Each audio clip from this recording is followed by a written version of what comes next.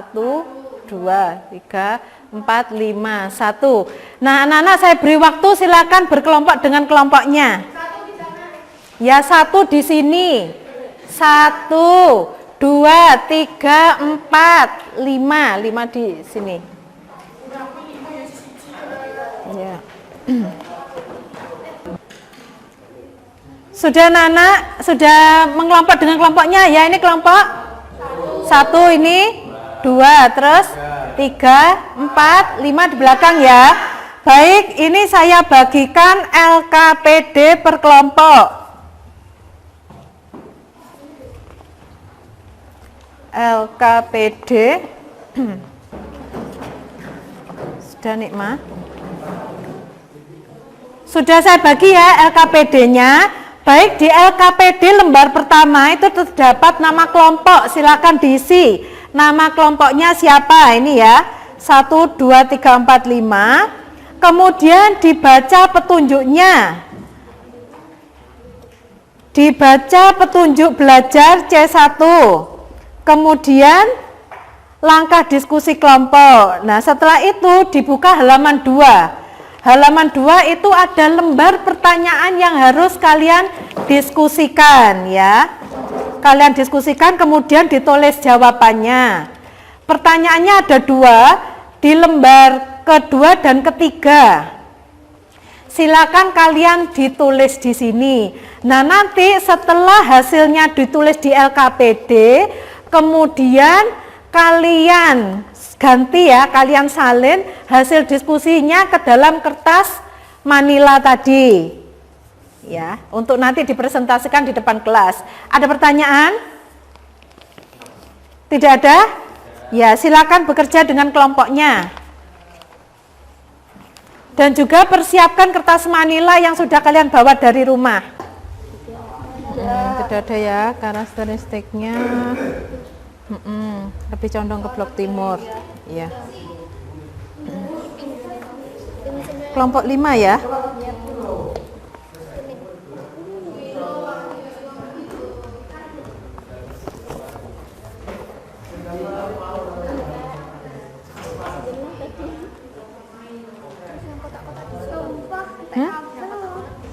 Nanti diskusi, itu untuk diskusi, nanti tak jelaskan lagi.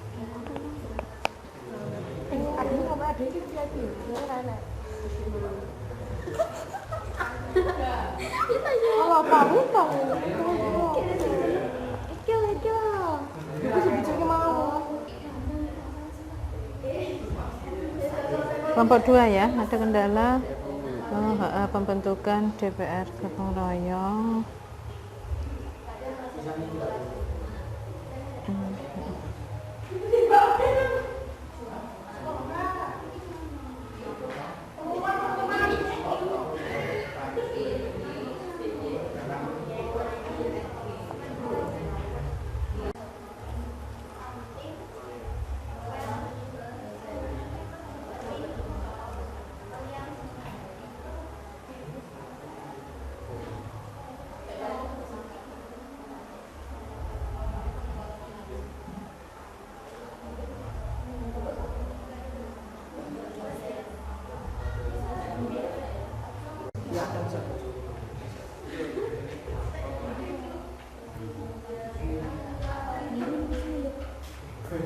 Komite bebas aktif tersebut mengalami pergeseran. Indonesia menjadi lebih condong memihak ke blok timur. Iya betul, pada masa demokrasi terpimpin ini arah kebijakan condong ke blok timur. Kan sebelumnya pada masa demokrasi liberal itu lebih ke arah barat ya. Kita kan mengadopsi ke Perdana Menteri itu kan kebijakan dari arah barat. Kemudian pada waktu Pak Soekarno condong ke blok timur. Nah itu menjalin kerjasama dengan antara lain Cina itu ya.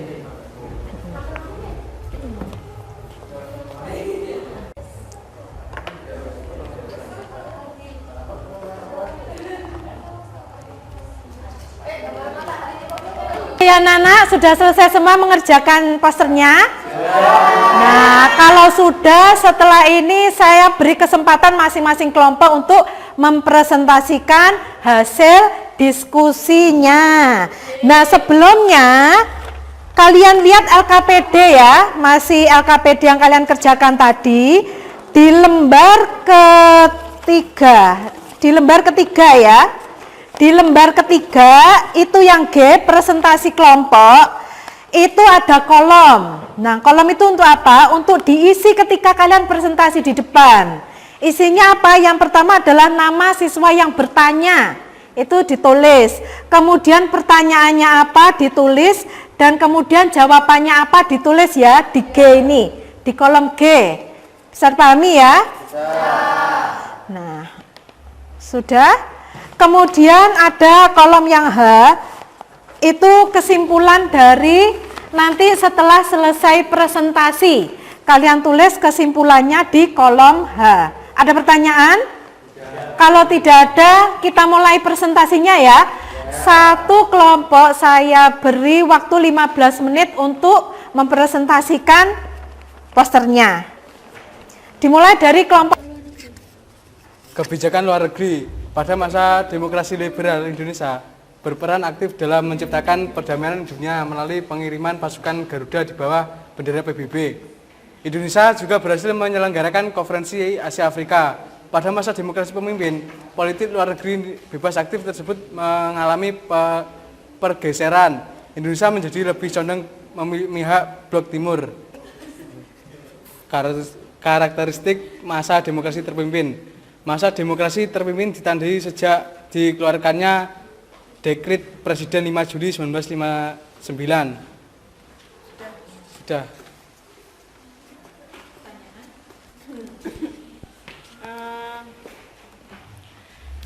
Sekian presentasi dari kami, mungkin ada yang bertanya.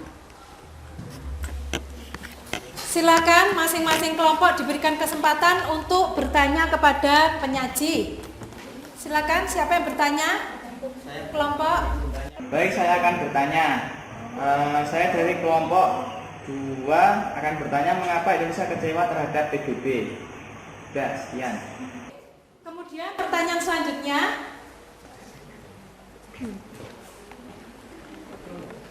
Silakan, boleh dijawab.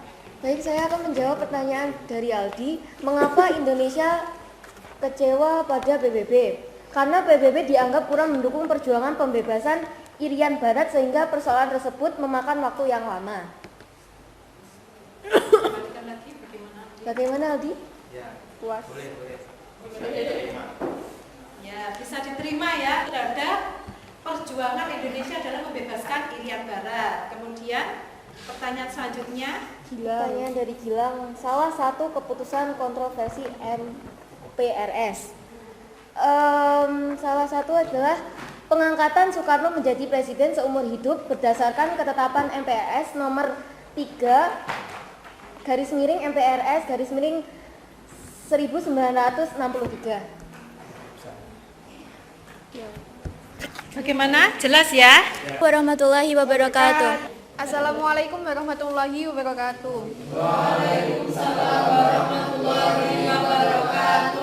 Kami dari kelompok 2 akan menjelaskan tentang kebijakan dalam negeri. Jadi, pembentukan Dewan Perwakilan Rakyat Gotong Royong atau DPR-GR dilakukan oleh Presiden Soekarno setelah membubarkan DPR hasil pemilu 1955. Hal tersebut dilakukan setelah DPR hasil pemilu menolak RAPBN tahun 1960.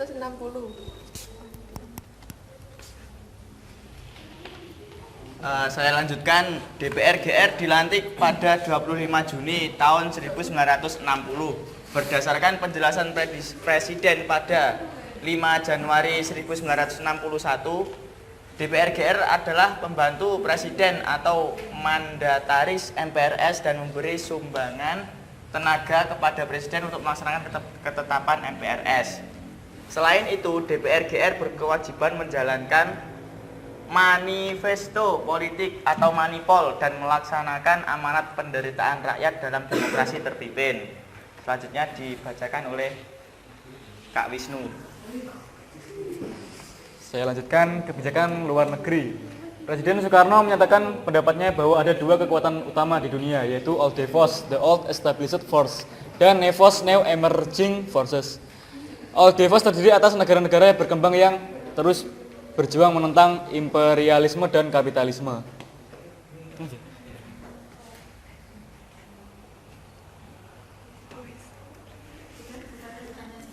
Sekian presentasi dari kami, mungkin ada yang ditanyakan. Baik, itu tadi presentasi dari kelompok 2 ya. Sekarang diberikan kesempatan kelompok lain untuk mengajukan pertanyaan. Apa yang sudah disampaikan oleh kelompok 2. Silakan yang bertanya. Dari kelompok 4 akan mengajukan pertanyaan. Tugas DPR-GR adalah? Ya, apa tugas DPR-GR? Itu tadi pertanyaan dari teman-teman kalian. Silakan penyaji diberi kesempatan untuk menjawab pertanyaan.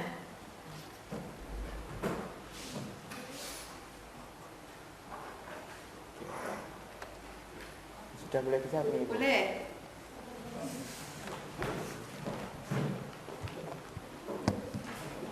Baik, saya akan menjawab pertanyaan yang pertanyaan kelompok 4 yang ditanyakan oleh Iksan.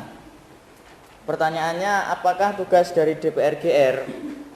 Jadi tugas dari DPR-GR menurut penjelasan Presiden pada 5 Januari 1961, tugas dari DPR-GR adalah membantu Presiden atau mandataris MPRS. Selain itu, DPR-GR juga berkewajiban menjalankan manifesto politik dan melaksanakan amanat penderitaan rakyat dalam demokrasi terpimpin. Assalamualaikum warahmatullahi wabarakatuh.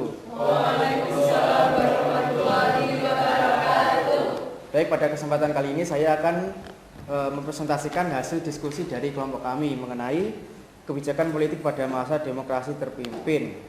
Yaitu yang pertama, kebijakan dalam negeri. Pada 17 Agustus 1959, Presiden Soekarno menyampaikan pidato peringatan proklamasi kemerdekaan Indonesia yang berjudul Penemuan Kembali Revolusi Kita. Jadi pidato tersebut menjadi landasan pelaksanaan demokrasi terpimpin. Diusulkan oleh DPA agar pidato tersebut dijadikan GPHN dengan nama Manifesto Politik Republik Indonesia sesuai ketetapan MPRS nomor 1 garis miring MPRS garis miring 1960. Lalu selanjutnya akan dijelaskan oleh Arsitia. Kebijakan luar negeri, sikap pemerintah Indonesia mulai condong ke blok timur diperlihatkan dengan sikap konfrontatifnya terhadap negara-negara barat dan sekutunya. Presiden Soekarno mencanangkan Dwikoro pada 3 Mei 1964 yang berisi 1. Memperkuat ketahanan revolusi Indonesia, 2. Membantu perjuangan revolusioner rakyat Malaysia, Singapura, Sarawak, dan Brunei untuk membubarkan negara Bhinneka Malaysia. Indonesia memutuskan untuk keluar sebagai anggota PBB pada 7 Januari 1965. Terima kasih. Baik, sekian, ada pertanyaan? Baik, itu tadi ya presentasi dari kelompok 3. Silakan kelompok lain untuk mengajukan pertanyaan. Ya, baik. Kelompok, ya silakan. Kelompok 1. Saya Diki Nazulminan dari kelompok 1 ingin bertanya. Jelaskan tentang pidato Presiden to build the world anew. Ya, itu ya pertanyaan dari kelompok 1. Jadi di sini saya akan menjawab pertanyaan dari kelompok 1. Dalam ketetapan yang sama diputuskan pula bahwa pidato Presiden Soekarno pada 17 Agustus 1960 dengan judul Jalannya Revolusi Kita dan pidato Presiden Soekarno dalam sidang umum PBB to Build the New World dijadikan pedoman pelaksanaan manifesto publik. Assalamualaikum warahmatullahi wabarakatuh. Waalaikumsalam warahmatullahi wabarakatuh. Kami dari kelompok 4 akan mempresentasikan kebijakan dari dalam negeri dan kebijakan dari luar negeri. Kebijakan dalam negeri. Dalam upaya penegakan demokrasi terpimpin, Presiden Soekarno membentuk Force Nasional melalui penetapan Presiden nomor 13 tahun 1959. Politik maupun yang bergabung dalam organisasi karya, menyusun kader revolusi dan membentuk insan politik baru. Front Nasional diketahui oleh Presiden Soekarno. Kebijakan dalam luar negeri, munculnya proyek mercusuar yang dibeli. Selanjutnya sesi pertanyaan. Baik, itu tadi presentasi dari kelompok 4 ya, kelompok 4. Ya, silakan kelompok lain mengajukan pertanyaan. Sebentar. Apa karakteristik demokrasi terpimpin? Apa karakteristik dari masa pemerintahan demokrasi terpimpin? Silakan diberi kesempatan untuk. Saya akan menjawab pertanyaan dari kelompok 3. Karakteristik demokrasi terpimpin adalah sistem demokrasi terpimpin memberi kesempatan kepada PKI untuk masuk dan turut serta dalam pemerintahan. Konsep barisan kelima, Nasakom, Resopim, dan Manipol membuat PKI mampu mempengaruhi politik pemerintahan Indonesia. Pada masa ini, kekuatan utama dipegang oleh Presiden Soekarno, PKI, dan TNI Angkatan Darat. Bagaimana? Sekian dari kami. Wassalamualaikum warahmatullahi wabarakatuh. Assalamualaikum warahmatullahi wabarakatuh. Kami dari kelompok 5 akan mempresentasikan tentang kebijakan politik pada masa demokrasi terpimpin dalam negeri maupun luar negeri. Kebijakan dalam negeri pada 1962, Presiden Soekarno mengeluarkan keputusan Presiden nomor 94 tahun 1962 tentang pengintegrasian semua lembaga negara, meliputi MPRS, DPR GR, Dipernas, dan Front Nasional dengan lembaga eksekutif. Kebijakan luar negeri yaitu beberapa proyek mercusuar tersebut adalah pembangunan Stadion Senayan yang akan dijadikan sebagai tempat pesta olahraga Kanito. Dari penjelasan kelompok kami ada yang ditanyakan? Baik, itu tadi presentasi dari kelompok terakhir ya, kelompok 5. Silakan saya berikan kesempatan kelompok lain untuk mengajukan pertanyaan. Oh ya, silakan dari kelompok 1 ya. Yes,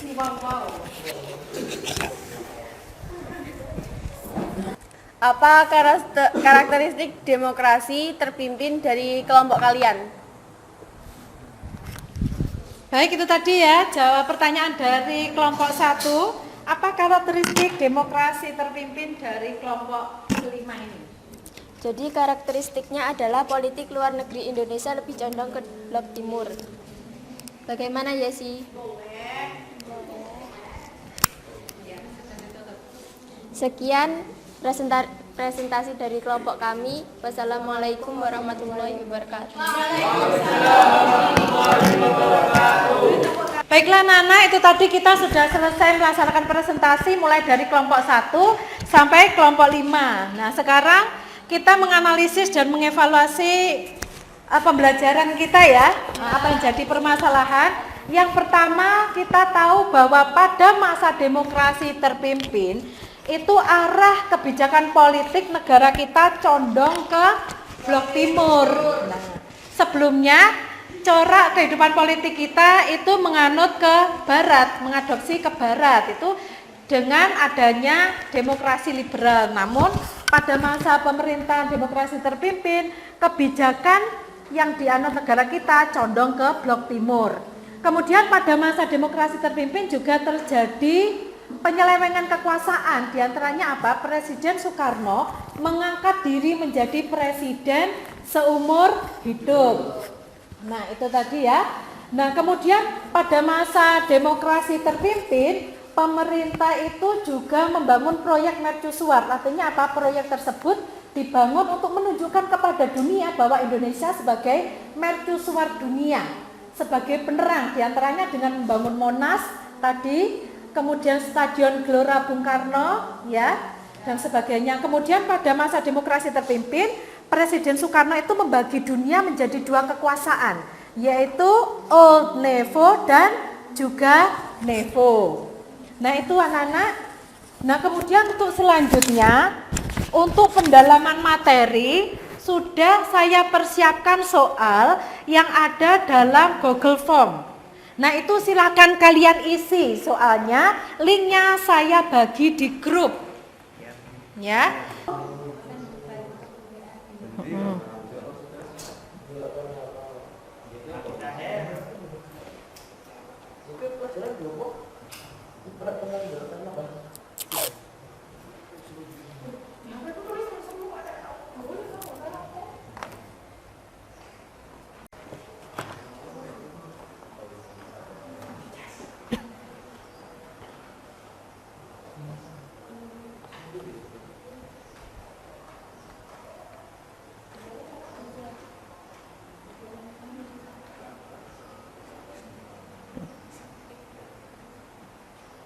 Sudah anak-anak, sudah selesai semua ya mengerjakan soal di Google Form. Saya juga sudah mengecek bahwa nilainya sudah masuk semuanya ya.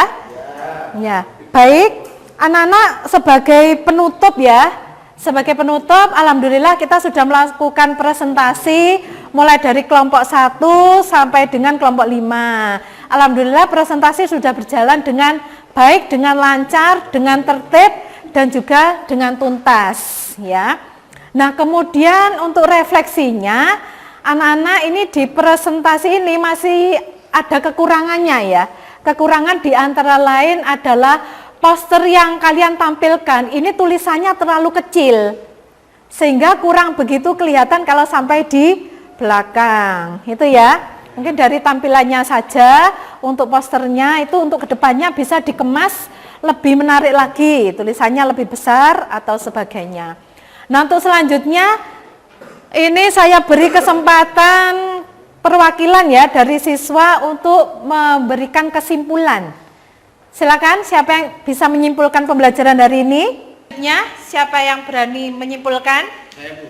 Ya, silakan, Gilang. Jadi kesimpulan saya adalah pada masa demokrasi terpimpin, kekuasaan presiden sangat kuat. Presiden mampu membubarkan DPR hasil pemilu tahun 1955. Ya, baik, itu tadi kesimpulan ya dari teman kalian bahwa pada masa demokrasi terpimpin, yang namanya terpimpin, semua pemerintahan terpusat dan terkomando di tangan Presiden Soekarno.